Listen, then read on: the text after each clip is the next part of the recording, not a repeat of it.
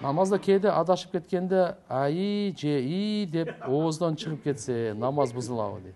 Намаз бузулат. Намаз бузулуп калат. Тамга сыйкталып кетсе чыгып атат. Тү ай деди. Ушундай чыгып кетет го, болбойт ал. Бир нерсе эстеп келген. Эстегенде ошо кошумчада кече эле немеден намазды окуп атып күлүү берет го. Ошо күлгөндө намаз бузулат. Ким күлгөндө намаз бузулат. Бирок кайсы жылмайганда эчтеке болбойт. Бир нерсени эстеп кеттиң да жылмайып койдуң да. Намаз эчтеке болбойт анда. Бирок эгерде күлүп берсеңиз, киндигиңиз кыймылдап кеткенде, анда намаз. Эгерде намаз окуп каткырып берсеңиз, анда дараты кошо бузулат.